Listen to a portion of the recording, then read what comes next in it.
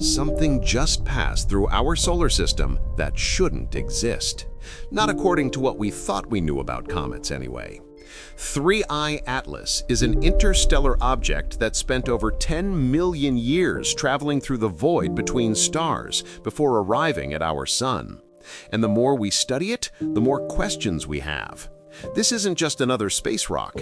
This is a messenger from a completely different solar system, carrying secrets about how planets form in other parts of the galaxy. And those secrets are nothing like what we expected. Let's talk about the journey first, because it's absolutely mind-blowing. Astronomers have managed to trace 3I Atlas backward through space for over 10 million years. During that time, they've identified 93 different stars that this object passed near.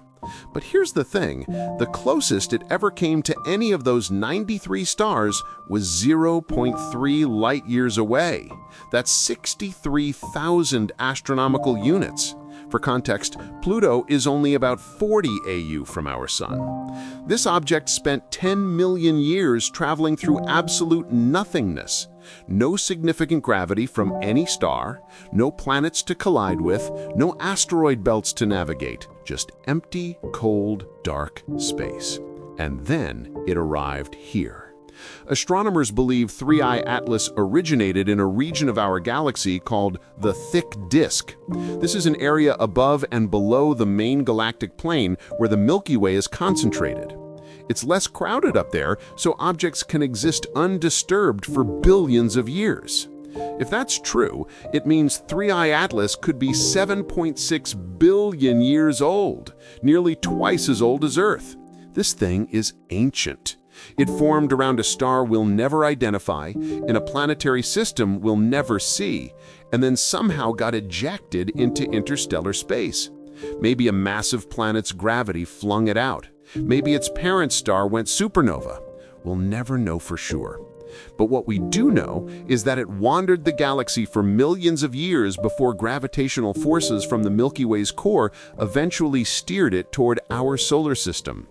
And when it arrived, it came from the strangest possible direction. Most objects that visit our solar system come from roughly the same direction we're traveling. The sun is orbiting the center of the Milky Way, and it's dragging all of us along with it. So when something approaches head-on, it's almost like a collision on the highway. That's how Oumuamua arrived in 2017. The first interstellar visitor came from the northern sky, and we basically ran into each other. The second one, 2I Borisov in 2019, did something similar. It came at a diagonal angle, but from the same general direction. But 3I Atlas? This one came from the side. Our solar system is shaped like a flat disk. All the planets orbit the sun in roughly the same plane. We call this the plane of the ecliptic. Even objects like Pluto that have tilted orbits are only about 17 degrees off from that plane. 3I Atlas came in at only 3 degrees off the ecliptic plane. It hit us almost perfectly aligned with that disk. Space is three-dimensional. An object traveling through the galaxy for 10 million years could approach from literally any angle. Above, below, diagonal, anything. But this one came in almost perfectly perpendicular to our motion, aligned with the disk of our solar system. That's not just unusual, that's astronomically unlikely. When the Atlas Telescope Network first spotted this object on July 1st, 2025, they thought it was just another asteroid. They see hundreds of those every year. But then they measured its velocity and everything changed. Earth orbits the sun at 30 kilometers per second. That's our speed, and we're pretty close to the sun. Mercury, which is even closer, has to move at 48 kilometers per second to avoid falling into the gravity well. 3I Atlas was moving at 58 kilometers per second, and it was out past Jupiter when they measured that speed. That's the fastest object ever detected in our solar system. Not just the fastest interstellar object, the fastest object, period. To put that in perspective, it's traveling at about double the speed of Oumuamua and Borisov. Those previous visitors were moving fast enough to escape the sun's gravity, but 3I Atlas is on a whole different level. At that velocity, nothing in our solar system can capture it. No planet's gravity is strong enough to bend its trajectory enough to trap it here. It's going to complete one pass around the sun and then shoot back out into interstellar space, never to return. We get one chance to study this thing, and then it's gone forever. Here's where things get really weird. When astronomers first started observing 3I Atlas with detailed telescopes, they expected to see a normal comet composition. Water ice, some dust, maybe a bit of carbon dioxide. Instead, they found the opposite. The coma that formed around 3I Atlas was dominated by CO2, not water. The ratio was about 8-to-1. That's the inverse of every comet we've ever studied from our own solar system. And it started happening way too early.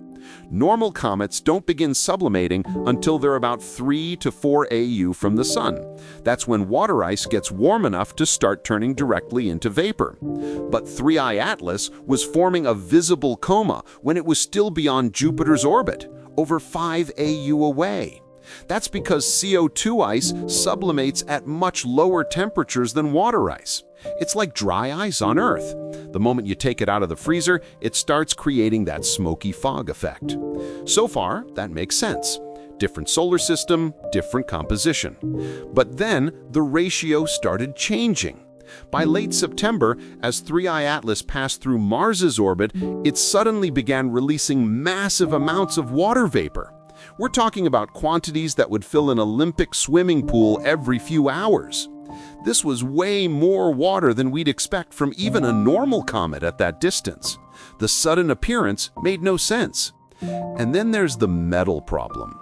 In the summer, spectroscopic analysis of the comet detected nickel. That's relatively normal. Comets can contain trace amounts of metal. But there was no iron, and that's deeply weird.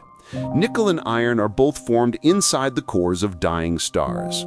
When those stars go supernova, they blast both elements out into space together. They come from the same source, so they're almost always found together in cosmic objects. When you see nickel but no iron, something strange happened to separate them. And remember, this is all happening while 3I Atlas is still pretty far from the sun. Metal shouldn't be sublimating at all at that distance. The heat just isn't strong enough. The leading theory is that the massive CO2 outgassing is dragging nickel particles along with it, like a cosmic sandblaster. But that still doesn't explain where all the iron went. Then, just like the water situation, everything changed suddenly. By late September, iron started appearing in the coma, and within a few weeks, the nickel-to-iron ratio normalized to what we'd expect. 3I Atlas is becoming more normal the closer it gets to the sun, but the transition is happening in ways that violate our understanding of comet behavior. And then there's the tail. When a comet gets close to the sun, solar radiation blows gas and dust away from the coma, creating that distinctive tail. The tail always points away from the sun because that's the direction the solar wind is blowing. Always. Except when 3I Atlas first formed its tail in the summer, it was pointing toward the sun. This might be related to the early coma formation. Because the object started sublimating so far from the sun, the solar wind pressure might not have been strong enough to blow the material away yet. Instead, it accumulated on the warm side, the sun-facing side. Eventually, as it got closer, the tail corrected itself and started pointing in the right direction. But for weeks, it was just wrong. Every weird characteristic of 3I Atlas tells us something important. Solar systems are not all the same.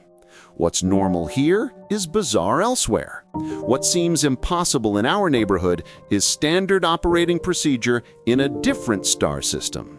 The chemical composition suggests 3I Atlas formed in a much colder region of its original solar system than most of our comets. The CO2 dominance indicates it spent billions of years far from its parent star. The metal distribution hints at different formation processes, maybe a planetary system with a different ratio of elements than ours. And the extreme negative light polarization tells us the dust particles in its coma have different properties than anything we've seen before. Right now, 3I Atlas is behind the sun from our perspective. We can't see it. It's experiencing its closest approach to our sun, getting blasted with radiation and heat, probably releasing even more material. When it reappears in December, it will be changed, transformed by its brief encounter with our sun. We'll study those changes and learn even more about where it came from and what it's made of. Then, on March 16, 2026, it will pass near Jupiter one final time before disappearing into the void forever.